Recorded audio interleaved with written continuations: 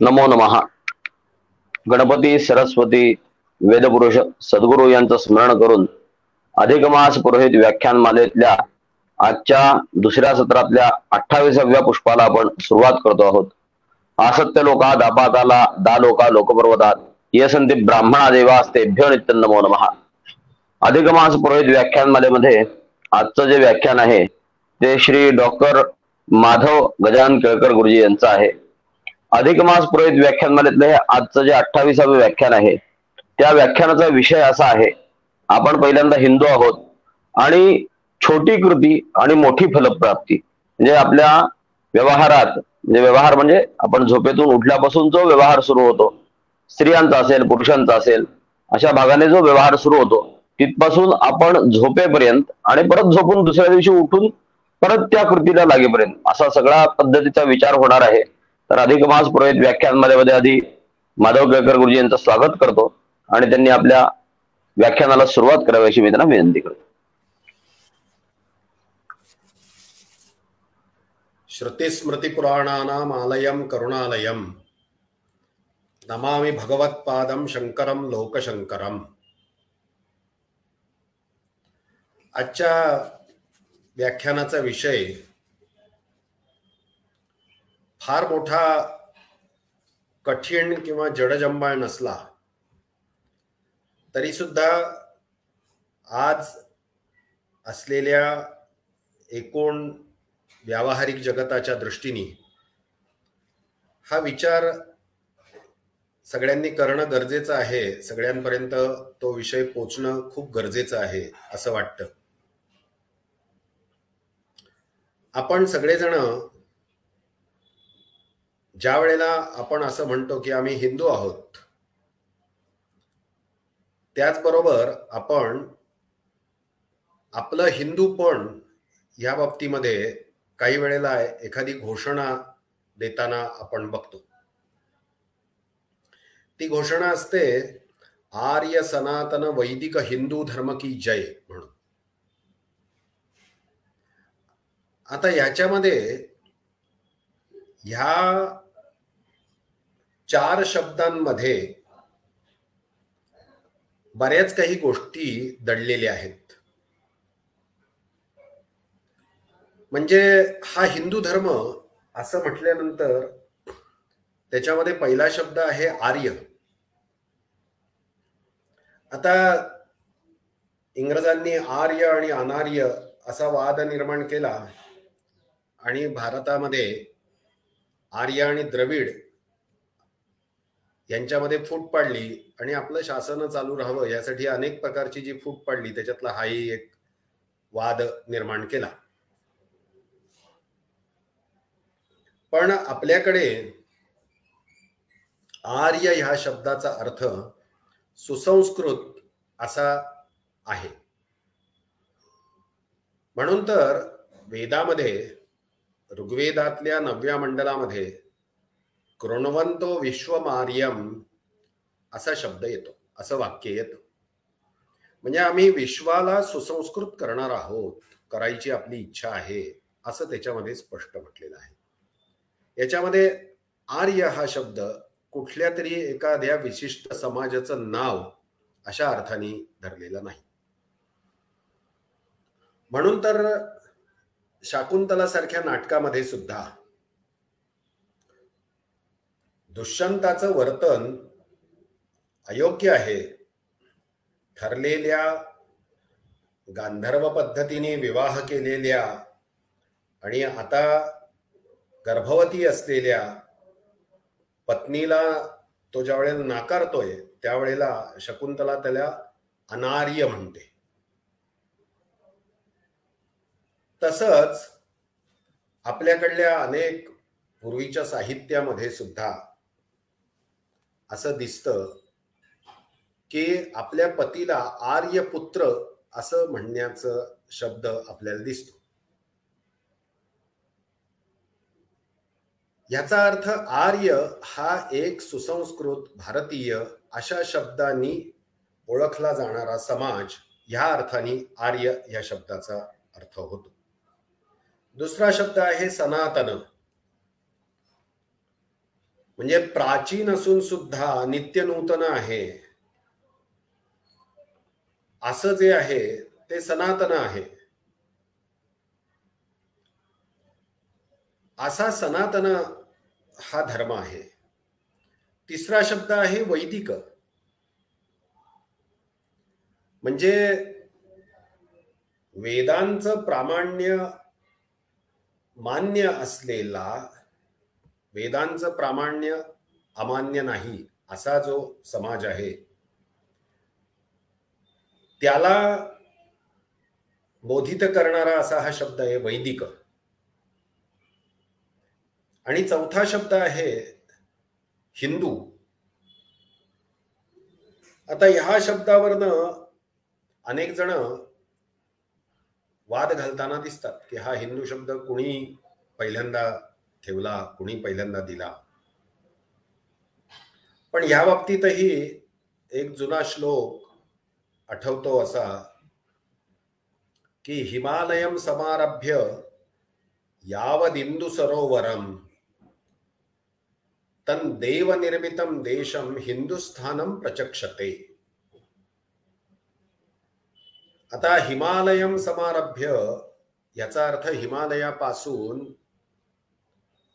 हिंदू सरोवर म्हणजे सागर, हिंदी महासागर, हा जो देश आहे हिमालयम समारभ्य यावदिंदु सरोवरम तन देव निर्मितम देशम, असा जो देश आहे त्याला साक्षात देवांनीच निर्माण केलेला आहे. हिंदुस्थानम प्रचक्षते. आता ह्या देशाचं नाव जर हिंदुस्थान आहे तर ह्या देशामध्ये राहणारे हिंदू आहेत हे सहजपणे कुठल्याही व्यक्तीला लक्षात येऊ शकतं. त्यामुळे आर्य सनातन वैदिक हिंदू धर्म की जय असं आपण म्हणत असताना आपल्यावर ह्या प्रकारची एक मोठी जबाबदारी येऊन पडते की आपण आर्य असलं पाहिजे, म्हणजे सुसंस्कृत असलं पाहिजे. सनातन याचा अर्थ प्राचीन असलं तरी सुद्धा त्याच्यामध्ये जी आजच्या काळात अपेक्षित नवीनता आहे, जी आपल्या परंपरेला धरून असलेली नवीनता आहे, अचानक कोणीतरी सांगितलं आणि आपण ते जोडलं अशा पद्धतीची नवीनता नव्हे. वैदिक याचा अर्थ जी वेदांना सुद्धा मान्य आहे आणि जी हिंदूंची आहे, अशा सगळ्या गोष्टींना धरून जो धर्म त्याचा जय जयकार असो असं आपण म्हणतो. दुसरं, आपण कुठल्याही पूजा अर्चा करत असताना श्रुती स्मृती पुराणोक्त फलप्राप्त्यर्थम असं आपण म्हणतो. म्हणजे श्रुतींनी सांगितलेलं, म्हणजे वेदांनी सांगितलेलं, श्रुतींच्याच परंपरेमध्ये जे येतं असं स्मृतिकारांना, म्हणजे स्मृती लिहिणाऱ्या ऋषींना जे भावलं, जे वेदांना दूर सारून किंवा वेदांशी नकार घेऊन नाही असं जे आहे ते स्मृतींनी सांगितलं. आणि ह्याचंच अधिक वर्णन किंवा त्याचीच दृढता निर्माण व्हावी म्हणून निरनिराळ्या कथा वाङ्मय काही प्रसंग जे सांगितले गेले ते म्हणजे पुराण वाङ्मय. अशा श्रुती स्मृती आणि पुराणोक्त फलप्राप्त्यर्थम अशा तीनही बाबतीत जे मान्य आहे असा जो धर्म त्याचा आम्ही आचरण करत आहोत. अशी जी कृती आहे ती आता आम्ही करत आहोत. असं आपण प्रत्येक पूजेच्या वेळेला संकल्पामध्ये म्हणत असतो. आदि शंकराचार्यांना सुद्धा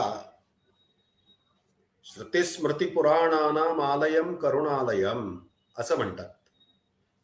म्हणजे ते करुणामूर्ती आहेत, पण ते कसे आहेत? श्रुती स्मृती पुराणांचं आलय, याचा अर्थ श्रुती स्मृती पुराणांचं स्थान असलेले असे शंकराचार्य आहेत.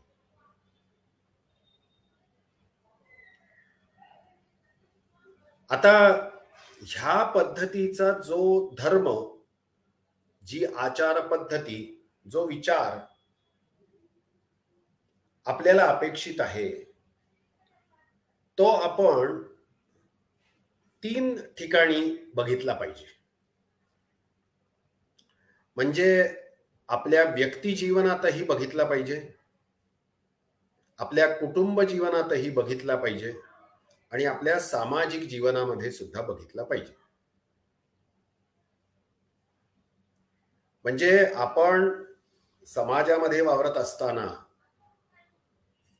एखाद्या सभेमध्ये आर्य सनातन वैदिक हिंदू धर्म की जय असं म्हणताना आपल्यावर फार मोठी जबाबदारी येऊन पोचते.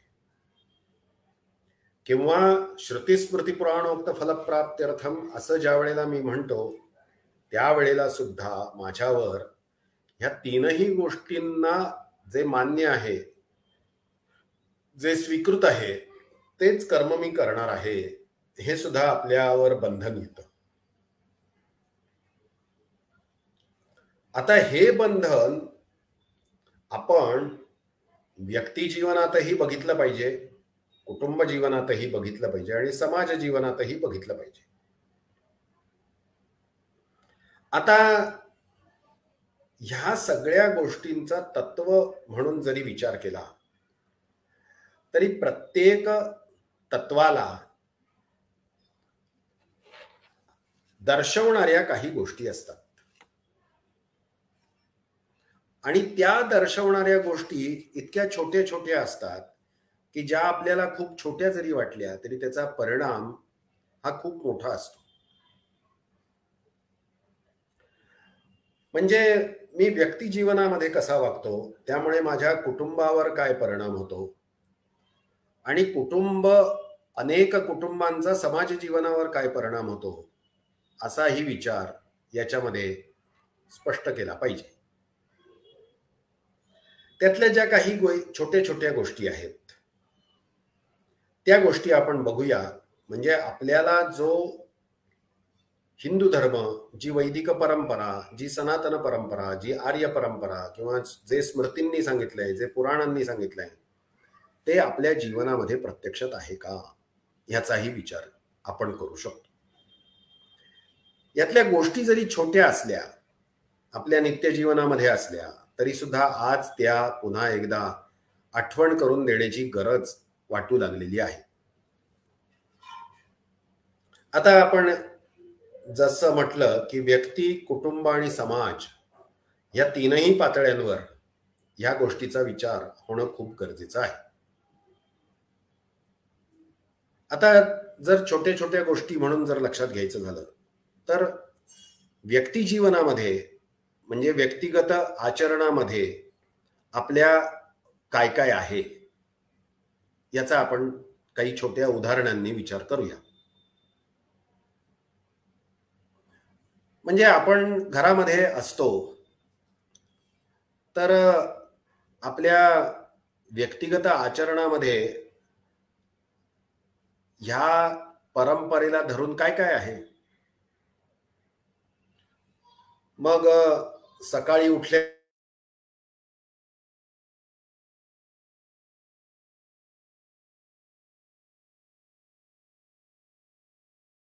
करतो का?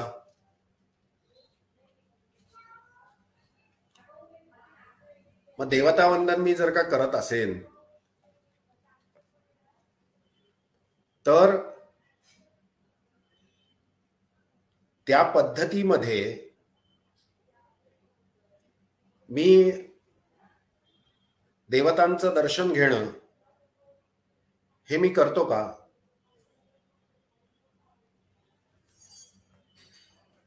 मग घरामध्ये असलेल्या देवघरासमोर देवाला नमस्कार करणं असेल, ही एक छोटीशी कृती असेल. आई वडिलांचा मान राखणं असेल. सकाळी उठल्यानंतर मी यातल्या छोट्या छोट्या ह्या काही कृती करतो का? हे आपण सहजपणे लक्षात घेणं खूप गरजेचं आहे.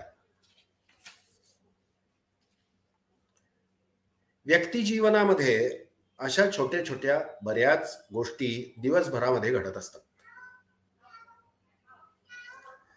मग घरामध्ये असलेल्या कामांमध्ये माझा सहभाग कसा असतो मग आपल्या घरामध्ये जर आपण रामायण आणि महाभारतासारख्या मोठ्या मोठ्या कथा सांगत असू, तर रामायण आणि महाभारताच्या कथा सांगत असताना स्त्रीचा सन्मान होणं आणि स्त्रीचा अपमान झाल्यानंतर काय भोगायला लागतं ह्याच्या कथा सांगताना त्यातल्या छोट्या कृती ह्या आपल्या कुटुंबामध्ये असतात का? अशा काही गोष्टींचा आपण घरामध्ये, व्यक्ती जीवनात आणि कुटुंब जीवनामध्ये विचार करणं खूप गरजेचं आहे. आता घरातल्या छोट्या गोष्टी आणि त्या घरातल्या संपूर्ण कुटुंबावर परिणाम करणाऱ्या असतात. आता लक्षात घेतलं पाहिजे की घरातल्या दारासमोर रांगोळी काढणं ही एक छोटीशी कृती आहे. सध्याच्या फ्लॅट सिस्टीम मध्ये दारासमोर रांगोळी काढणं ही तशी अवघड स्थिती झालेली आहे.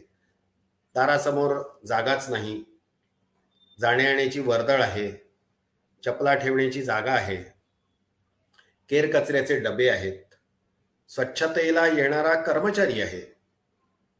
या सगळ्या परिस्थितीमध्ये रोज दारासमोर रांगोळी काढणं ही अवघड स्थिती झालेली आहे.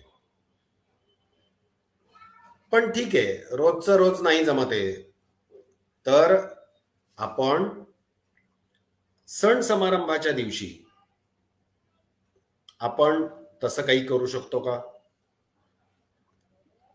आणि सण समारंभाच्या दिवशी तरी आपण ह्या पद्धतीने काही गोष्टी करतो का, हा सुद्धा एक विचार असणं खूप गरजेचं आहे.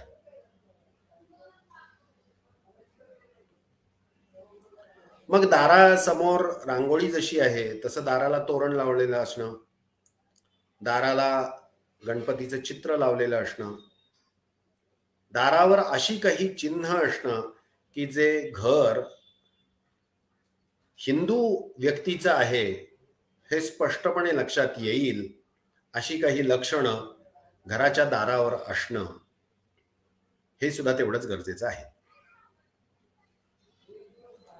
आता जिथे मोठी घरं असतात, जमिनीवरची घरं असतात, फ्लॅट सिस्टीम नव्हे, त्या ठिकाणी दारासमोर तुळस असणं ही गोष्ट बऱ्याचदा स्पष्टपणे दिसत असते.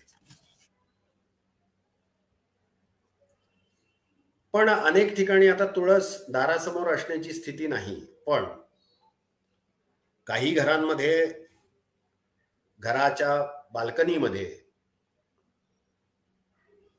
तुळस निश्चित असते. आता पुराणांमधलं तुळशी महात्म्य वाचणं आणि दारासमोर तुळस नसणं हे योग्य आहे का, याचा आपण विचार केला पाहिजे. आता दारासमोर तुळस असणं आणि नसणं ह्यानी हिंदू घर असणं हे कसं स्पष्ट होतं, त्याचं एक उदाहरण देतो. गोव्यामध्ये जी घरं धर्मांतरित झाली, कदाचित धाकदपटशाही झाली, सक्तीने झाली, त्या घरांच्या समोर असलेलं तुळशी वृंदावन तिथनं काढायला लावून त्या ठिकाणी क्रूस उभारला गेला. आणि आपण तिथली जर अनेक घरं बघितली तर दारासमोर जिथे तुळशी वृंदावन पूर्वी असायचं त्याच ठिकाणी क्रूस आहे, म्हणजे हे घर धर्मांतरित आहे हे सहजपणे कुणाच्याही लक्षात येऊ शकतं. आता हा हट्ट, हा आग्रह का केला गेला, त्याचं एकमेव कारण म्हणजे दारासमोर तुळस आहे हे हिंदू व्यक्तीचं लक्षण आहे, हे धर्मांतराच्या वेळेला स्पष्टपणे लक्षात घेऊन धर्मांतरानंतर तिथली तुळस हलवण्यात आली आणि त्या ठिकाणी क्रूस उभारण्यात आला. आता घरामधला अजून एक मुद्दा छोटासा असतो. घरामध्ये आपण चित्र कुणाची लावतो, मग नट आणि नट्यांची चित्र लावतो की देवदेवतांची लावतो, आदर्श पुरुषांची लावतो, आपल्या देशाच्या धर्माच्या रक्षणासाठी ज्यांनी बलिदान दिलं अशा व्यक्तींची, ज्यांनी आपलं संपूर्ण जीवन देशधर्माच्या रक्षणासाठी खर्च केलं, स्वतःचं कुटुंब काही वाढवलं नाही, स्वतःचं कुटुंब जीवन संपवलं, सुरूच केलं नाही, अशा व्यक्तींची चित्र आपल्या घरामध्ये आदर्श म्हणून असतात का? मग बॉलिवूडच्या नटनट्यांची चित्र समोरच्या सभागृहात जरी नसली तरी घरातल्या मुलांच्या स्वतःच्या कपाटामध्ये, खोल्यांमध्ये अशा प्रकारची चित्र आपल्याला बघायला मिळतात. मग आपल्या समोर जे आदर्श म्हणून आपल्याला असावेत असं वारंवार वाटतं, त्या संबंधात फक्त जाहीर ठिकाणी बोलणं आणि त्या व्यक्तीचं चित्र आपल्या घरात नसणं, ह्या उलट त्या व्यक्तीचं चित्र नव्हे तर जो समाजाला घातक आहे, ज्यांनी समाजाचं वाटोळं केलेलं आहे, अशा व्यक्तीचं चित्र आपल्या घरामध्ये असणं हा सुद्धा केवढा घात आहे. मग सार्वजनिक ठिकाणी आपण जे बोलतो तेच आपल्या घरामध्ये प्रतिबिंबित असतं का, याचाही विचार करणं गरजेचं आहे. घरामध्ये मग ते घर मोठं आहे का, श्रीमंत आहे का, गरीब आहे, याचा विचार फारसा महत्वाचा नाही. कधी कधी गुढीपाडव्याच्या दुसऱ्या दिवशी समाज माध्यमांमध्ये अशी काही चित्र प्रकाशित केली जातात, प्रकाशित होतात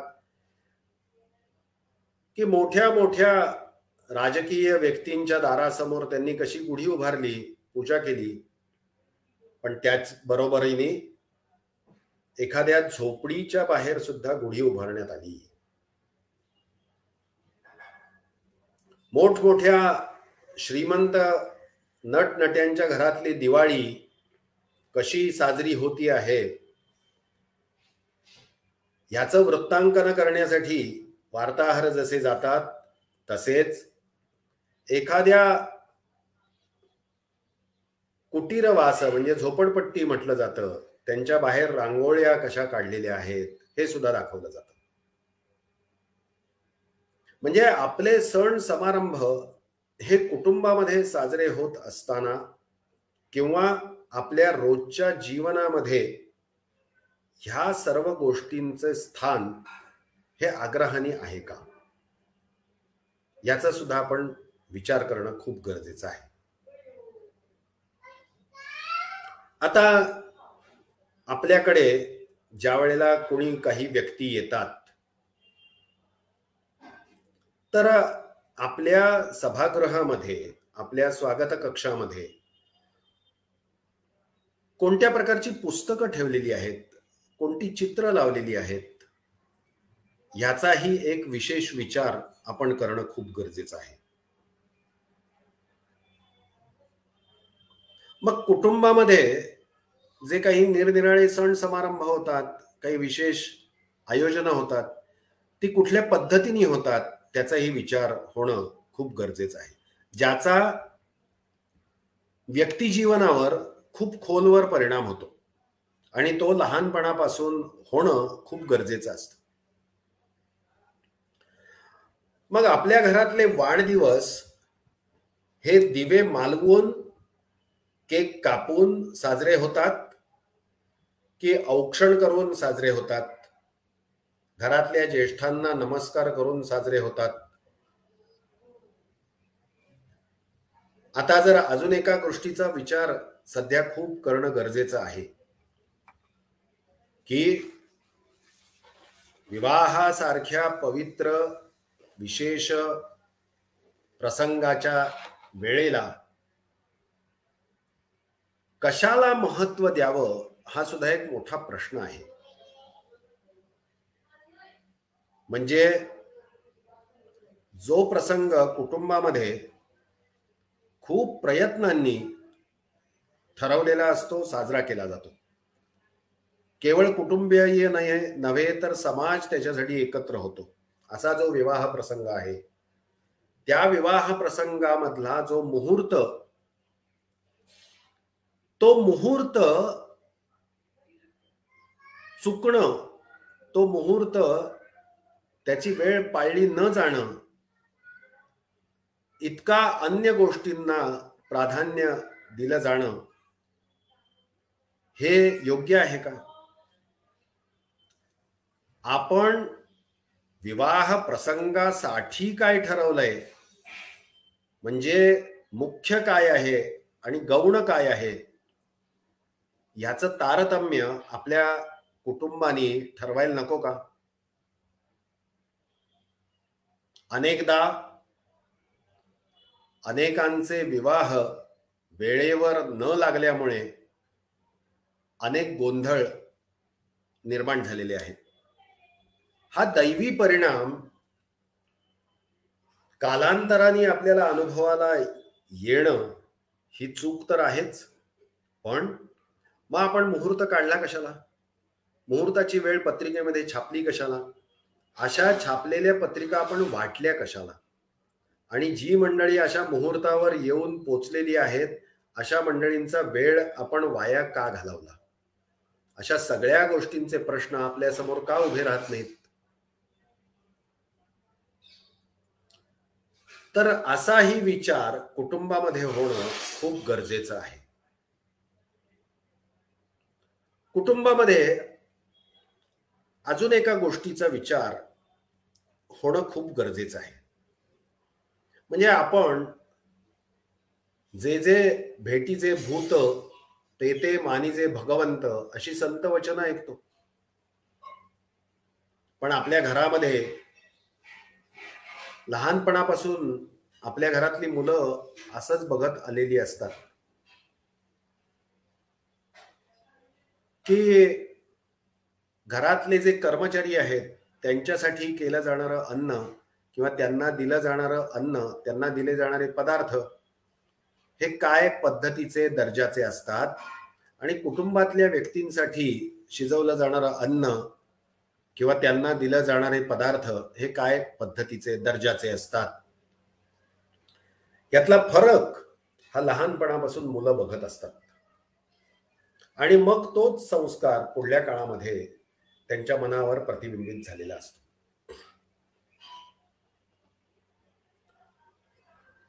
अजून एक साधी, सोपी आणि छोटी गोष्ट अशी असते की घरातली कामं,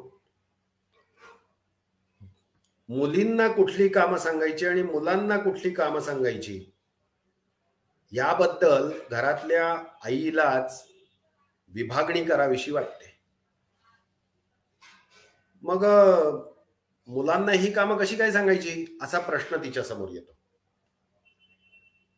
म्हणजे घरामध्ये एखादा मुलगा असेल आणि तो काही खायला बसलेला असेल तर तो स्वतःचं ताट स्वतः उचलणार नाही, तर त्याची बहीण उचलेल, हे सहजपणे आई सांगत असते, दाखवत असते. मग स्त्री पुरुष समानतेच्या बाबतीमध्ये भारतीयांची जी परंपरा आहे असं आपण मानतो, असं आपण सांगतो, त्या परंपरेचा संस्कार आपल्या कुटुंबामध्ये होतो का असा विचार आपण सहजपणे केला पाहिजे. आपण आपली वेशभूषा कशी ठेवतो, म्हणजे वेशभूषा ही काळानुसार असली पाहिजे असं आपण ज्या वेळेला म्हणतो, तसंच प्रसंगानुसार सुद्धा असली पाहिजे. म्हणजे काळ पुढे गेलेला आहे म्हणून आपण कोणत्याही प्रसंगी कोणतेही कपडे घातले तर ते चालतं असं नाही. साध्या गोष्टी लक्षात घ्या.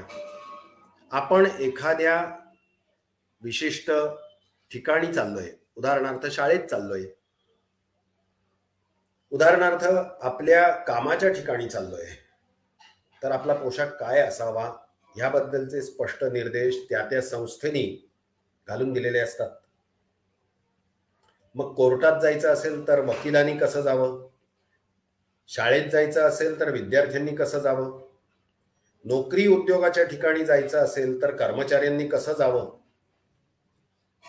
त्याचबरोबर कर्मचाऱ्यांनी मीटिंगच्या दिवशी कधी यावं आणि रोज कसं यावं यातलेही फरक असतात. एकाच कंपनीत जाणारे कर्मचारी रोज कसे जातात आणि विशिष्ट अधिकाऱ्यांबरोबर ज्या वेळेला बैठका असतात, मीटिंग असतात, त्यावेळेला कसं जावं यातलाही एक फरक असतो.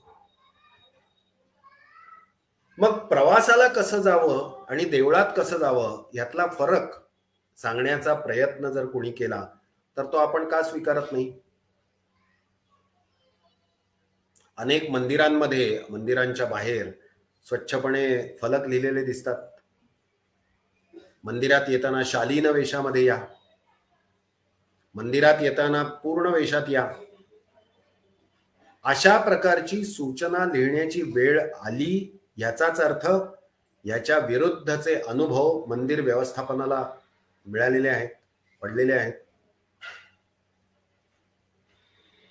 त्यामुळे कोणत्या ठिकाणी कशी वेशभूषा असावी याचा विचार केला पाहिजे.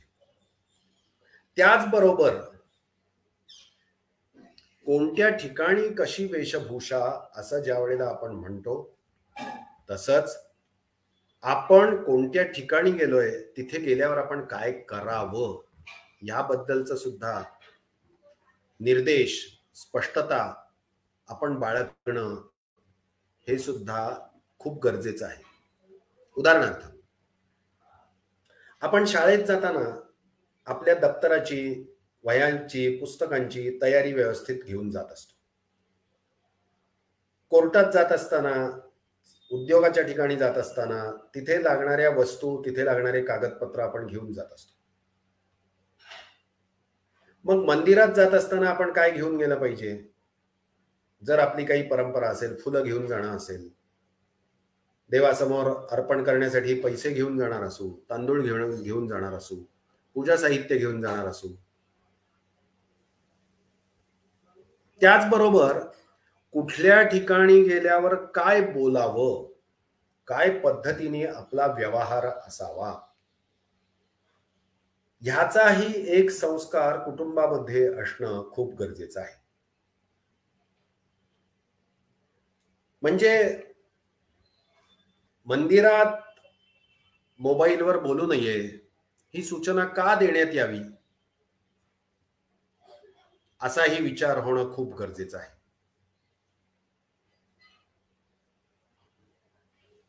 मंदिरामध्ये किंवा धार्मिक विधीच्या ठिकाणी, विवाह प्रसंगी, उपनयन प्रसंगी ज्या ठिकाणी आपण गेलेलो आहोत तिथे फक्त आपण जेवायला गेलोय की त्या वधूवरांना, त्या उपनीत बटूला आशीर्वाद द्यायला गेलोय,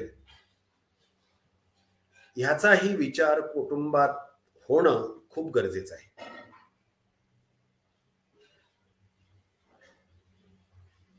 अजून एका गोष्टीचा विचार आपण खूप प्रामाणिकपणे करणं गरजेचं आहे.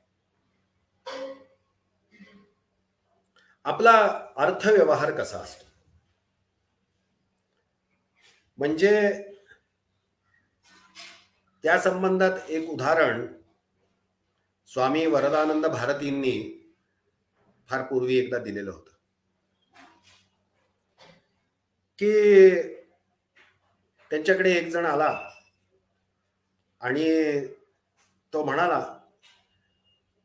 की तुम्ही काल कीर्तनामध्ये सांगितलं की भ्रष्टाचार करू नये, अर्थव्यवहार स्वच्छ ठेवावा, शुची ठेवावा, पण आम्ही कसं ठेवावं ते सांगा. मी शासकीय कार्यालयात काम करतो, आजूबाजूचे भ्रष्टाचार करतात आणि मी केला नाही तर माझा रेकॉर्ड खराब करतात, माझ्यावर काहीतरी बालन टाळण्याचा प्रयत्न करतात, म्हणून मला भ्रष्टाचार करावाच लागतो त्यांच्याबरोबर राहायचंय म्हणून. स्वामींनी त्यांना सांगितलं की ठीक आहे, हरकत नाही, तुला गरज म्हणून त्या सगळ्या लोकांबरोबर राहायचंय म्हणून तू तसा व्यवहार कर, पण अशा पद्धतीने मिळालेला जो पैसा आहे त्याचा उपयोग कुटुंबाकडे करू नकोस. कुठेतरी समाजामध्ये दानधर्म करण्यामध्ये त्या पैशाचा उपयोग कर. अशा पद्धतीने ज्या वेळेला स्वामींनी त्यांना सांगितलं, तो मनुष्य तिथनं जो बाहेर पडला तो परत स्वामींकडे आलाच नाही. आता स्वामींनी एक छोटी गोष्ट सांगितलेली होती, अर्थशुचिता असा जो काही विषय स्वामींनी कीर्तनामध्ये सांगितलेला होता. कारण अनंतराव आठवले हे त्यांचं पूर्वाश्रमीचं नाव. त्यांची कीर्तनं खूप मोठ्या प्रमाणामध्ये व्हायचे, दासगणू महाराजांच्या परंपरेतले. तर त्यांनी सांगितलेली गोष्ट त्या व्यक्तीला अनन्यगतिकपणे, म्हणजे आता त्याला पर्यायच नाही म्हणून जर आचरणात आणायला लागणार असेल तर त्याचा मार्ग स्वामींनी त्यांना सांगितलेला होता. पण तसा मार्ग त्याला पटला नाही. याचाच अर्थ असा की अर्थशुचितेबद्दल गप्पा मारणं आणि अर्थशुचितेच्या बाबतीमध्ये प्रत्यक्ष आचरण करणं यातला मोठा फरक लक्षात घेतला पाहिजे. दुसरी एक बाब याच्या बाबतीत लक्षात घेतली पाहिजे की मी मिळवलेला पैसा हा जसा माझ्या व्यक्तिगत जीवनासाठी आवश्यक आहे, माझ्या कौटुंबिक जीवनासाठी आवश्यक आहे. आता जर का अर्थार्जन करणारी व्यक्ती गृहस्थ असेल तर आपल्या परंपरेमध्ये आश्रम व्यवस्था जी आहे त्या आश्रम व्यवस्थेमध्ये गृहस्थाश्रमातली व्यक्ती ही ब्रह्मचर्य आश्रमाला सुद्धा सांभाळत असते आणि वानप्रस्थ आणि संन्यासाश्रमाला सुद्धा सांभाळत असते. म्हणजे आपल्या मुलांच्या शिक्षणासाठी होणारा खर्च हा योग्य स्थानी होणारा खर्च आहे अशी मानणारी व्यक्ती आपल्या आईवडिलांच्या औषधोपचारावर होणारा खर्च हा वायफळ खर्च आहे असं म्हणत असते. म्हणजे जर का आपल्या कुटुंब व्यवस्थेमध्ये परंपरेने आपल्या आईवडिलांचा सांभाळ आपण करायचा असतो, हा संस्कार पुढल्या पिढीवर व्हावा, हे फक्त तत्व सांगून उपयोग नाही. तर मधल्या पिढीतला म्हणजे जो गृहस्थ व्यक्ती आहे, गृहस्थाश्रमात जो आहे, तो आपल्या मागच्या पिढीला सांभाळतोय का? आणि मग पुढल्या पिढीला तसं सांगण्याचा प्रयत्न करतोय का? तसं उदाहरण देतोय का? आपल्या आदर्शातनं, आपल्या व्यवहारातनं तसं दाखवतोय का? हे जसं कुटुंबाच्या बद्दल झालं तसंच समाज व्यवस्थेमध्ये सुद्धा आर्थिक गोष्टींचा विचार, आर्थिक गोष्टींचा उपयोग हे तो करतो आहे का, याचाही विचार होणं खूप गरजेचं आहे. समाज व्यवस्थेमध्ये अजून काही गोष्टींचा विचार होणं खूप गरजेचं वाटतं. अनेकदा अनेक जण आपल्या कुटुंबामध्ये आपण किती थोर आहोत, आपण किती काटेकोर वागतो, उत्तम वागतो असं सांगत असतात. पण त्याचबरोबर आपल्या समाजाशी माझं काही देणं घेणं नाही असं म्हणत असतात. आणि मग इथेच मोठ्या प्रमाणामध्ये गोंधळ सुरू होतात. कारण समाजामध्ये जे काही घडतं आहे त्याचा संस्कार तुमच्या कुटुंबावर होतो आणि कुटुंबाचाच संस्कार हा व्यक्ती जीवनावर होत असतो. आता साधी गोष्ट लक्षात घ्या, जे जे समाजामध्ये प्रतिबिंबित होत आहे ते चित्रपटांमधनं प्रतिबिंबित होत असतं. आणि अशा चित्रपटांच्या विक्रीचा मोठा मोठा आलेख जर दिसायला लागला तर सहजपणे पुढले चित्रपट काढताना सुद्धा तशा प्रकारचेच प्रसंग, तशा प्रकारचेच संवाद पुढल्या चित्रपटांमध्ये लिहिले जातात. तसे प्रसंग त्याच्यामध्ये चित्रित केले जातात. का? तर चित्रपट निर्मात्याला त्याचा व्यवसाय करायचा असतो. ह्या उलट चित्रपटांमध्ये किंवा दूरदर्शनवर दाखवल्या जाणाऱ्या प्रसंगांचा किंवा त्यातल्या संवादांचा जेवढ्या तीव्र गतीने निषेध होईल समाजामधनं, तेवढ्याच तीव्र गतीने दूरदर्शनवरच्या मालिका तयार करणाऱ्यांना, तसंच चित्रपटाची निर्मिती करणाऱ्यांना स्वतःच्या निर्मितीमध्ये बदल करणं हे खूप गरजेचं असेल, गरजेचं होईल, गरजेची अनिवार्यता त्यांना जाणवायला लागेल. पण समाज जीवनामध्ये अशा प्रकारचं आवडतंय म्हटल्यानंतर चित्रपट निर्माता किंवा दूरदर्शनवरच्या मालिकांचे लेखक, निर्माते हे त्याच पद्धतीने सगळं काही करत असतात. मग कुटुंबातला संस्कार इथे कुठेतरी कमी पडतोय का? अशाच प्रकारचे चित्रपट बघण्याची, अशाच प्रकारच्या मालिका बघण्यासाठी आग्रहाने त्या वेळा बरोबर गाठणारी मंडळी कुटुंबात असतात. याच्या बरोबर दुसरं उदाहरण जर म्हणायचं झालं तर रामायण ही मालिका ज्या वेळेला दूरदर्शनवर लागायची त्यावेळेला रस्त्यांवर शुकशुकाट असायचा. नंतरच्या काळात ज्या वेळेला करोना काळामध्ये ज्या वेळेला रामायण मालिकेचं पुन्हा प्रसारण झालं त्यानंतर एक वाक्य सगळ्यांनी उच्चारलं होतं की पहिल्यांदा रामायण या मालिकेचं प्रसारण ज्या वेळेला झालं त्यावेळेला रस्त्यांवर शुकशुकाट असायचा की जसं संचारबंदी लागू झालेली आहे.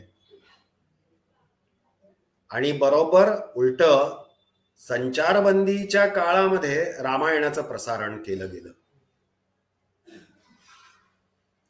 आता रामायणाच्या बाबतीतला संस्कार हा समाजावर एवढा खोल रुजलेला आहे, त्याचंच हे प्रतिबिंब आहे. पण त्याचबरोबर रामायणाचा संस्कार मोडून काढावा ह्यासाठी ज्या वेळेला असे काही चित्रपट समोर येतात त्यावेळेला सहजपणे त्यांचा विरोधही तेवढ्या टोकानी, धारदार पद्धतीने होणं हे सुद्धा तेवढंच गरजेचं आहे. पण त्यासाठी व्यक्ती जीवनात आणि कुटुंब जीवनामध्ये रामाचा आदर्श हा सांगितला जातो का? तो मुलांपर्यंत पोहोचवला जातो का? त्याची काही उदाहरणं सहजपणे निरनिराळ्या प्रश्न मालिका ज्या वेळेला चित्रपट दूरदर्शन सारख्या वाहिन्यांवर किंवा अशा निरनिराळ्या चॅनल्सवर लागतात त्याच्यामध्ये लक्षात येतं. एखाद्याचा बंधू कोण, एखाद्याची पत्नी कोण, एखाद्याचं विशिष्ट नाव काय, असा ज्या वेळेला प्रश्न विचारला जातो त्यावेळेला तिथे सहाय्य घेतलं जातं. म्हणजे पांडवांमध्ये सव्यसाची हे नाव कुणाचं होतं? आता याचं उत्तर अर्जुन हे सांगता येत नाही. सीतेचा पिता कोण होता यांचं नाव सांगता येत नाही. याचं कारण असं की कुटुंबामध्ये आणि व्यक्ती जीवनामध्ये रामायण कथांचं स्थान हे फार दुर्मिळ झालेलं आहे. आता अजून एक पुढे जाऊन जर विचार करायचा झाला तर समाज जीवन आणि कुटुंब जीवनाचा संबंध कसा असतो ते लक्षात घेतलं पाहिजे. मध्यंतरी एक छोटी क्लिप बघण्यात आली. त्याच्यामध्ये हाच संदेश दिलेला होता की एक मनुष्य कुत्र्याला सांभाळत असतो आणि दुसरी एक व्यक्ती येते आणि त्याला म्हणते की मला या कुत्र्याला दगड मारावं असं वाटतंय, त्याला काठी घेऊन मारावं असं वाटतंय. तर ती व्यक्ती सांगते की कुत्र्याला मारतोस तू, कुत्र्याला दगड मारतोस, म्हणजे प्राण्यांबद्दल तुला प्रेम आहे की नाही? तर ती दुसरी व्यक्ती म्हणते, प्राण्यांबद्दल तू जर का प्रेम कुत्र्याच्या बाबतीत व्यक्त करतोयस आणि मांसाहारी आहेस, मग तू मांसाहार करताना प्राण्यांवरची दया ही तुझी कुठे जाते? म्हणजे एकीकडे आपण कुत्र्याला सांभाळताना प्राणी मित्र, प्राणी दया ह्याच्याबद्दल जसं बोलत असतो, तसंच आपण मांसाहार करताना प्राणी दया, प्राण्यांवरचं प्रेम हे आपण का नाही प्रकट करत? मग आपण मांसाहारी का असतो, आपण शाकाहारी का नसतो? म्हणजे आपली दोन प्रकारची दुतोंडी भूमिका ही लगेच स्पष्ट होते.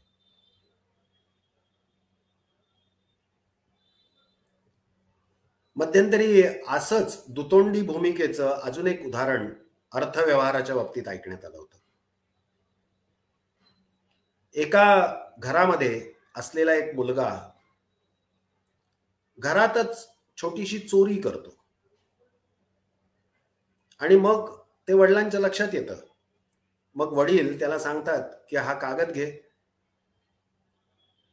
हे पेन घे आणि याच्यावर लिही, चोरी करणं पाप आहे, मी चोरी करणार नाही, असं 100 वेळा लिही.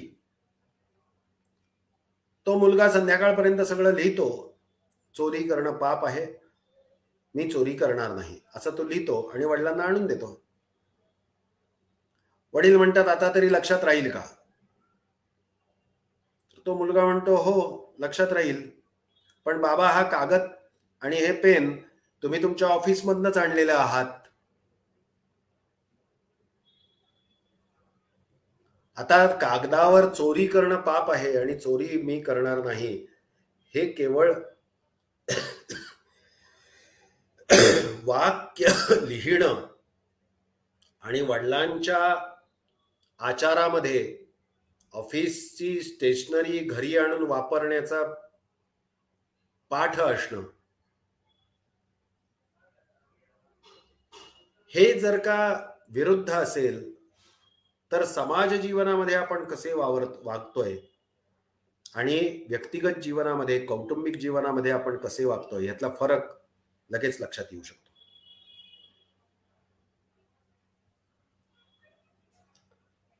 अनेक जण समाज जीवनामध्ये प्रसिद्धीसाठी दान धर्म करत असतात, आपला फोटो यावा म्हणून करत असतात, पण ते संपादित केलेलं धन त्यांनी कशा प्रकारे मिळवलेलं आहे असा प्रश्न जर कोणी विचारला तर ते फारच घातक असतं, धक्कादायक असतं.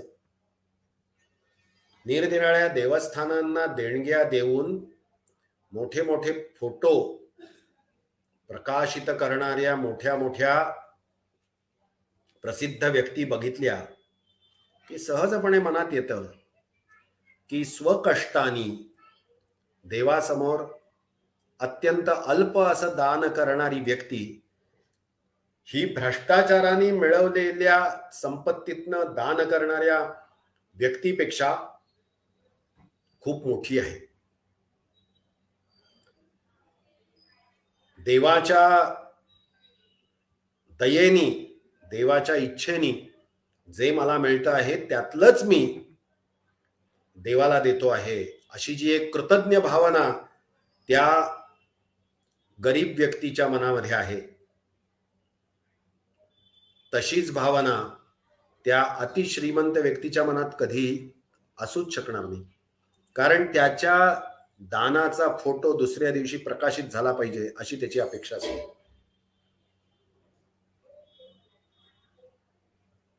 आपल्याला समाज जीवन आणि व्यक्ती जीवनामध्ये, कौटुंब जीवनामध्ये अजून एका गोष्टीचा फरक आपल्याला लक्षात येतो की आपण अधिकाराची भावना, अधिकार, माझा हा अधिकार आहे, माझा हा अधिकार आहे, असं आपण बऱ्याचदा म्हणत असतो. पण त्याचबरोबर आपल्या कुटुंबामध्ये आपण कर्तव्य शिकवत असतो का? रस्त्यावरनं वाहन चालवणं हा माझा अधिकार आहे, पण वाहतुकीचे नियम पाळणं हे माझं कर्तव्य नाही. आईने मला रोजचा डबा करून दिला पाहिजे, पण सुट्टीच्या दिवशी आईने सांगितलेलं काम मी करणार नाही. वडिलांनी मला लागणाऱ्या सर्व गोष्टी पूर्ण केल्या पाहिजेत, पण सुट्टीच्या दिवशी वडिलांचे पाय चेपणार मी नाही. आणि हेच वाढत वाढत वाढत समाज जीवनामध्ये फक्त अधिकाराचीच भावना प्रगट करत मोठे मोठे मोर्चे काढणारे, संप करणारी माणसं आपल्याला दिसतात. पण जे आपल्या परंपरेने सांगितलेलं आहे, जे कौटिल्य अर्थशास्त्रामध्ये सुद्धा दिसतं की आपल्याला मिळालेल्या प्रत्येक संपत्तीचा, समयाचा म्हणजे वेळेचा, आयुष्याचा, प्रत्येक गोष्टीचा उपयोग हा फक्त आपल्या अधिकारापुरता करून आपण थांबता कामा नये, तर कर्तव्य म्हणून ज्या ज्या गोष्टी आपल्याला करणं गरजेचं आहे त्या सुद्धा आपण केल्या पाहिजेत. अनेक ठिकाणी सण समारंभ साजरे होत असताना त्याच्यामध्ये दोष काढणाऱ्या व्यक्ती आपल्याला दिसतात. पण कुटुंब जीवनामध्ये, व्यक्ती जीवनामध्ये असलेले दोष जर आपण दाखवायला लागलो तर त्या व्यक्ती चिडतात. उदाहरणार्थ, व्यक्तिगत जीवनामध्ये आपण घरामध्ये अशा पद्धतीचं काहीतरी आचरण करत आहोत की ज्यातून आपल्या शेजारच्या व्यक्तींना त्रास होतोय, शेजारच्या कुटुंबातल्या व्यक्तींच्या कायम तक्रारी येत आहेत. असं आपलं व्यक्तिगत आचरण, कौटुंबिक आचरण आहे. आणि अशाच व्यक्ती गणेशोत्सवासारख्या किंवा एखाद्या शिवजयंती किंवा दुर्गा उत्सवाच्या वेळेला निघालेल्या मिरवणुकांमुळे ट्रॅफिक जॅम होत आहे अशा तक्रारी करत असतात. आता व्यक्तिगत जीवनामध्ये, कौटुंबिक जीवनामध्ये सुधारणा करणं हे त्यांच्या हातात जसं आहे, तसंच अशा सामाजिक जीवनामध्ये जिथे जिथे अशा प्रकारचे काही दोष दिसतात तिथे प्रत्यक्ष उतरून, प्रत्यक्ष जाऊन तिथे काही बदल घडवणं हे आपल्याला शक्य आहे का, याचाही विचार आपण करणं खूप गरजेचं आहे. काही वर्षापूर्वी गणेशोत्सवासारख्या उत्सवामध्ये मोठ्या मोठ्या आकाराचे ध्वनिवर्धक लावून अस्ताव्यस्त नाचणं हे एक गरजेचं मानलं जात होतं. मोठा मोठा आवाज असणं, अशा पद्धतीचे डीजे लावणं हे एक मोठेपणाचं लक्षण मानलं जात होतं. पण त्याची जागा आता ढोल ताशाने घेतलेली आहे. पूर्वी, थोड्या काळापूर्वी पाश्चात्य वेशाचा प्रभाव जो शाळांमधनच येतो आहे, म्हणजे कुटुंब जीवनाबरोबर सामाजिक जीवनामध्ये सुद्धा किती बारकाईने विचार करणं गरजेचं आहे तेही लक्षात घेतलं पाहिजे. माध्यमाला विरोध असणं हा भाग इथे नाही. भाषा माध्यम कुठलं आहे पण संस्कार कुठला आहे याचाही विचार होणं गरजेचं आहे. अन्य भाषा माध्यमांचं, इंग्रजी भाषा माध्यमांच्या शाळा जरी असल्या तरी भारतीय संस्कारामध्ये अपेक्षित असलेल्या, व्यक्ती संस्काराच्या बाबतीत असलेल्या सर्व गोष्टी नाकारणं, उदाहरणार्थ सण समारंभांच्या वेळेला हातावर मेहंदी काढणं असेल, हातातल्या बांगड्या असतील, कपाळाला कुंकू असेल, किंवा मुलांच्या बाबतीत जर म्हणायचं झालं तर मुलांनी कपाळाला तिलक लावून जाणं असेल, अशा गोष्टी नाकारणं आणि याच्या बरोबरीने शाळांमध्ये होणारे सण समारंभ हे संपूर्णतः विदेशी संस्कृतीचे बोधक असणं आणि त्याचाच परिणाम झिरपत झिरपत झिरपत कुटुंब जीवनावर होतो आणि कुटुंब जीवनावर होत होत होत तोच परिणाम सामाजिक जीवनामध्ये सुद्धा होत असतो. आता जर ह्या पद्धतीने आपण लक्षात घेतलं की आपल्या कुटुंब जीवनामध्ये, व्यक्ती जीवनामध्ये ज्या छोट्या गोष्टी आहेत त्यांचा आग्रह, मग आपलं घर कसं आहे, घरातल्या व्यक्ती कशा आहेत, घरातली चित्र कशी आहेत, स्वागत कसं होतं, घरातले व्यवहार कसे आहेत, अर्थव्यवहार कसा चालतो, कृतज्ञता कशी आहे, अधिकार म्हणजे काय, कर्तव्य म्हणजे काय, सजीव सृष्टीबद्दल आपलं मत काय, आपण सण समारंभ कसे साजरे करतो. अनेकदा समाजात संस्कार नाही, समाजामध्ये परंपरा नाही. जिथनं मी सुरुवात केली तिथे परत सांगतो की आर्य सनातन वैदिक हिंदू धर्म की जय असं आपण म्हणतो. मग ह्यातलं आपल्या व्यक्ती जीवनात किंवा कुटुंब जीवनामध्ये काय काय आहे, आणि श्रुती स्मृती पुराणानाम आलयम करुणालयम असं ज्या वेळेला आपण म्हणतो, किंवा श्रुती स्मृती पुराणोक्त फलप्राप्त्यर्थम असं ज्या वेळेला आपण म्हणतो, त्यावेळेला त्यातलं माझ्या व्यक्ती जीवनात काय आहे, कुटुंब जीवनात काय आहे याचा विचार प्राधान्याने होणं खूप गरजेचं आहे. याच्याबद्दल खूप बारकाईने बोलता येईल, चर्चा करता येईल, सांगता येईल, पण यातली सांगण्याची पद्धती कशी आहे. अनेकदा एक गोष्ट खूप खटकते, ती सांगतो आणि थांबतो. अनेकदा पुरोगामी पुरोगामी हा शब्द इतक्या सहजपणे आणि इतक्या भोंगळपणे वापरला जातो ज्याच्या मागे काहीही विचार नसतो. पुरोगामी या शब्दाचा जर प्रामाणिक अर्थ लक्षात घेतला तर तो जो पुढे पुढे जातोय, पुरो म्हणजे पुढे आणि गामी याचा अर्थ जातोय, गमन असा अर्थ जर आहे, तर पुढे पुढे जाणं म्हणजे पाश्चात्य विचारधारा स्वीकारणं असा अर्थ होत नाही. पुढे पुढे जाणं ह्याचा अर्थ असा की मला ज्या ज्या गोष्टी संशोधनातनं किंवा विचारातनं किंवा तर्कातनं किंवा तारतम्य बुद्धीतनं, विवेकातनं ज्या समजतात त्या गोष्टी प्रामाणिकपणे स्वीकारणं आणि त्या गोष्टी माझ्या जीवनात आणणं, याला म्हणतात पुरोगामी. उदाहरणार्थ, जर आपल्याला आता समजायला लागलेलं असेल संशोधनातनं, जे प्राचीन काळातल्या लोकांना समजलेलं होतं म्हणून तर त्यांनी त्याचा धार्मिक आचारानुसार विचार केला आणि त्या सांगितल्या, आपण त्या सामाजिक दृष्ट्या कदाचित धार्मिक आहेत म्हणून नाकारल्या.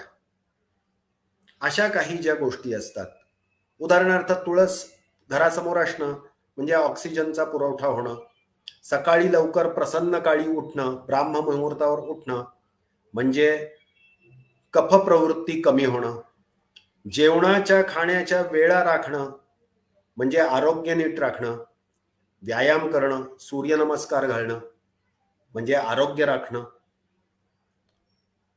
चेतना जिथनं मिळते अशा ठिकाणी जाणं, मंदिरात जाणं म्हणजे रिफ्रेश होणं, रिचार्ज होणं, असे ज्या वेळेला वैज्ञानिक दृष्ट्या संशोधन पातळीवर विषय समोर येतात आणि मग लक्षात येतं की अरे हे संशोधनाने सिद्ध झालेल्या गोष्टी आहेत, मग अशा गोष्टी आधुनिक काळामध्ये पुन्हा स्वीकारणं हे सुद्धा ज्यांना जमत नाही त्यांना पुरोगामी कसं म्हणता येणार.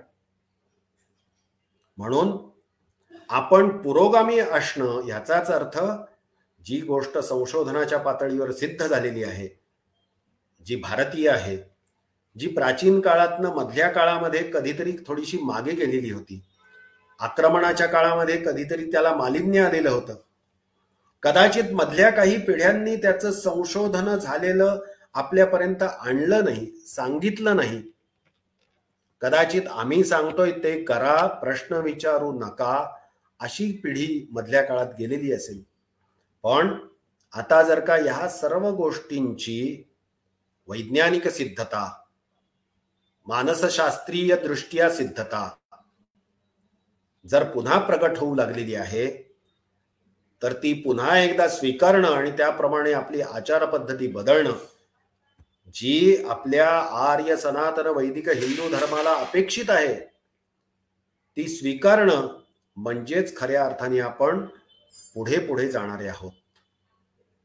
असं पुढे पुढे सत्य परिस्थितीला सामोरं जाण्याचं सामर्थ्य भगवंताने आपल्याला द्यावं अशी भगवंत चरणी प्रार्थना करून पुरुषोत्तम मासाच्या निमित्ताने असलेलं हे व्याख्यान इथे थांबवतो. नमस्कार.